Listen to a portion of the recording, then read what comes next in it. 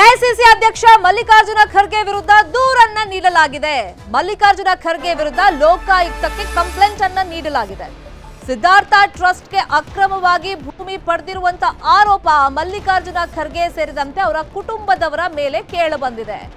ಈ ಹಿನ್ನೆಲೆಯಲ್ಲಿ ಲೋಕಾಯುಕ್ತಕ್ಕೆ ದೂರನ್ನ ನೀಡಲಾಗಿದೆ. ದೂರು ನೀಡಿರೋದು ಬಿಜೆಪಿಯ ನಾಯಕ ಎನ್ಆರ್ ರಮೇಶ್. ಸುಮಾರು 394 ಪುಟಗಳ ದಾಖಲೆ ಸಮೇತ ದೂರನ್ನ ಸಲ್ಲಿಕೆ ಮಾಡಿದ್ದಾರೆ.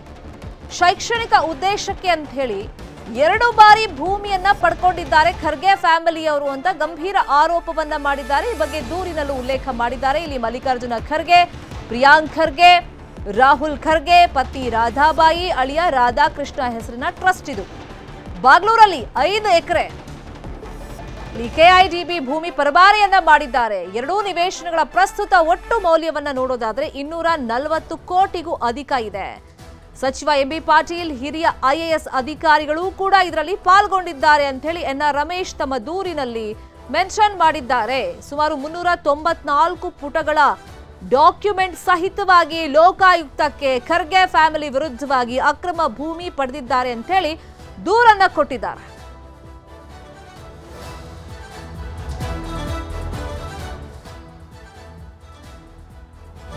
ಆ ದೂರನ್ನು ಕೂಡ ನಾವು ಗಮನಿಸ್ತಾ ಇದ್ದೀವಿ. ಸುಮಾರು 5 ಎಕರೆಯಷ್ಟು ಭೂಮಿಯನ್ನ ಸಿಎ ನಿವೇಶನವನ್ನ ಇವರು ಪಡ್ಕೊಂಡಿದ್ದಾರೆ ಅಂತ ಹೇಳಿ. ಏನಕ್ಕೆ ಅಂದ್ರೆ ಶೈಕ್ಷಣಿಕ ಉದ್ದೇಶದಿಂದ ಪಡ್ಕೊಂಡಿದ್ದಾರೆ. ಆದ್ರೆ ಇಲ್ಲಿ 2 ಬಾರಿ ಭೂಮಿಯನ್ನ ಪಡ್ಕೊಂಡಿದ್ದಾರೆ. ಇದೇ ದೂರಿಗೆ ಪ್ರಮುಖ ಕಾರಣ ಆಗಿರೋದು. ಈಗ ಇನ್ನು ಇದರಲ್ಲಿ ಐಎಎಸ್ ಅಧಿಕಾರಿಗಳು ಹಾಗೇನೆ ಎಂಬಿ ಪಾಟೀಲ್ ಅವರ ಪಾತ್ರದ ಬಗ್ಗೆನೂ ಕೂಡ ಉಲ್ಲೇಖ ಮಾಡಲಾಗಿದೆ. ಇನ್ನು ಸಿದ್ಧಾರ್ಥ ಟ್ರಸ್ಟ್ಗೆ ಭೂಮಿ ಪರಭಾರೆ ಪ್ರಕರಣ ಸಂಬಂಧ ನ್ಯೂಸ್ 18ಗೆ ಮತ್ತೊಂದು ಸ್ಫೋಟಕವಾದಂತ ಸುದ್ದಿ ಲಭ್ಯವಾಗಿದೆ. ಖರ್ಗೆ ಕುಟುಂಬಕ್ಕೆ ಬಿಗ್ ಶಾಕ್ ನೀಡುವಂತ ಸುದ್ದಿ ಇದು.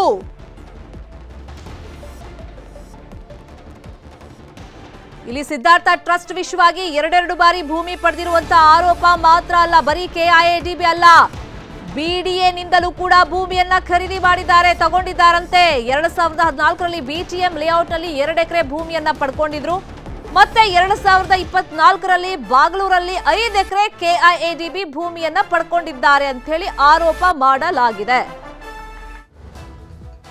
ಈಗ ಖರ್ಗೆ ಟ್ರಸ್ಟ್ಗೆ ಭೂಮಿ ವಿವಾದದ ಕಳಂಕ ಒಂದು ಅಂಟಿಕೊಂಡಿದೆ.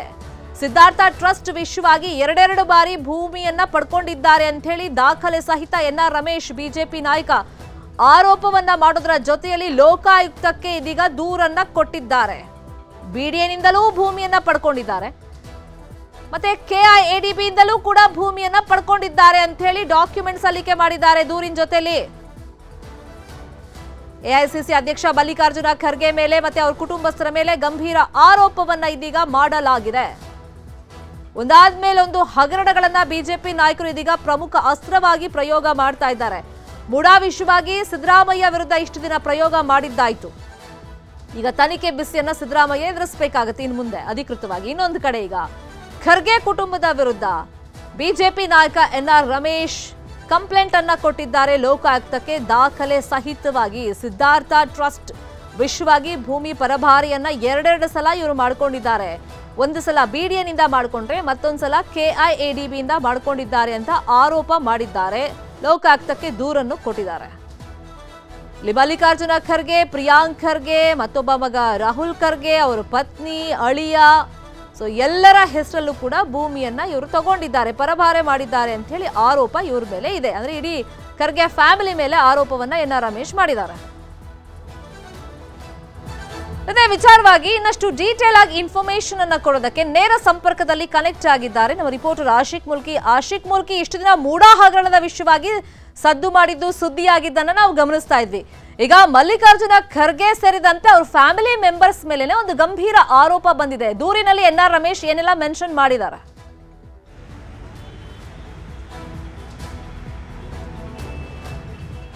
ಶರ್ಮಿತಾ, ಸಿಎಂ ಸಿದ್ದರಾಮಯ್ಯನವರ ಮೇಲೆ ಇರುವಂಥ ಮೂಡಾ ಹಗರಣ ಆರೋಪ ಏನಿದೆ ಆ ಸುದ್ದಿ ವಿಚಾರ ಸದ್ದು ಮಾಡ್ತಾ ಇರುವಂಥ ಹೊತ್ತಲ್ಲೇ ಮತ್ತೋರ್ವ ಹಿರಿಯ ಮುತ್ಸದ್ದಿ ಕಾಂಗ್ರೆಸ್ ರಾಜಕಾರಣಿ ಮೇಲೆ ಇದೀಗ ಮತ್ತೊಂದು ಗಂಭೀರವಾಗಿರುವಂಥ ಆರೋಪ ಬಂದಿರುವಂಥದ್ದು.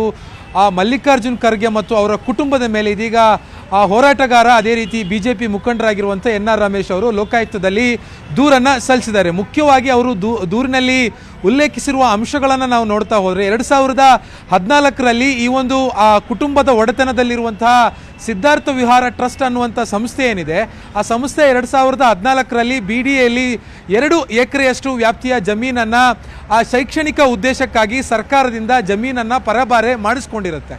ಆ ಒಂದು ಜಮೀನು ಬರುವಂಥ ಪ್ರದೇಶ ನೋಡೋದಾದರೆ ಬೆಂಗಳೂರಿನ BTM ಲೇಔಟ್ನ 2ನೇ ಹಂತದಲ್ಲಿ 2 ಎಕರೆಯಷ್ಟು ಜಮೀನನ್ನು ಶೈಕ್ಷಣಿಕ ಉದ್ದೇಶಕ್ಕಾಗಿ BDAಯಿಂದ ಪಡೆದುಕೊಂಡಿರುತ್ತೆ. ಆಗಲೂ ಕೂಡ ಕಾಂಗ್ರೆಸ್ ಸರ್ಕಾರ ಇರುತ್ತೆ, ಇದೇ ಸಿದ್ದರಾಮಯ್ಯನವರು CM ಆಗಿರ್ತಾರೆ. ಇದೀಗ 10 ವರ್ಷಗಳ ಬಳಿಕ 2024ರಲ್ಲಿ ಅವತ್ತು 2014ರಲ್ಲಿ BDAಯಿಂದ CA ನಿವೇಶನವನ್ನು ತೆಗೆದುಕೊಳ್ಳೋದಕ್ಕೆ ಯಾವ ಕಾರಣವನ್ನು ಕೊಟ್ಟಿದ್ರು ಅದೇ ಕಾರಣವನ್ನು ಕೊಟ್ಟು KIDBಯಿಂದಲೂ ಕೂಡ ಈಗ ಮತ್ತೆ ಬರೋಬ್ಬರಿ 5 ಎಕರೆಯಷ್ಟು ಜಮೀನನ್ನು ಈಗ ಸರ್ಕಾರದಿಂದ ತೆಗೆದುಕೊಂಡಿರುವಂಥದ್ದು. ಅಂದರೆ ಬಾಗಲೂರು ಬಳಿ ಅಂದರೆ ಏರ್ಪೋರ್ಟ್ ಬಳಿಯ ಒಂದು ಏರೋಸ್ಪೇಸ್ ಏನಿದೆ ಅಲ್ಲಿ ಸುಮಾರು 5 ಎಕರೆಯಷ್ಟು ಜಮೀನನ್ನು ಮತ್ತದೇ ಕಾರಣ ಕೊಟ್ಟು ಇದೀಗ ಮತ್ತೆ ತಮ್ಮ ಟ್ರಸ್ಟ್ನ ಹೆಸರಿಗೆ ಬರೆಸ್ಕೊಂಡಿರುವಂಥದ್ದು. ಈಗಲೂ ಕೂಡ ಮತ್ತದೇ ಕಾಂಗ್ರೆಸ್ ಸರ್ಕಾರ ಇದೆ, CM ಸಿದ್ದರಾಮಯ್ಯನವರೇ ಮತ್ತೆ CM ಸ್ಥಾನದಲ್ಲಿದೆ. ಹೀಗಾಗಿ ಈ ಒಂದು ಪ್ರಕರಣ ಏನಿದೆ ಒಂದೇ ಕಾರಣಕ್ಕೋಸ್ಕರ 2 ಸರ್ಕಾರಿ ಜಮೀನನ್ನು ಒಂದು ಸೇವಾ ಸಂಸ್ಥೆ ಬರೆಸ್ಕೊಳ್ಳುತ್ತಂತಂದ್ರೆ ಇದರ ಹಿಂದೆ ಅವರು ರಾಜಕೀಯವಾಗಿ ತಮ್ಮ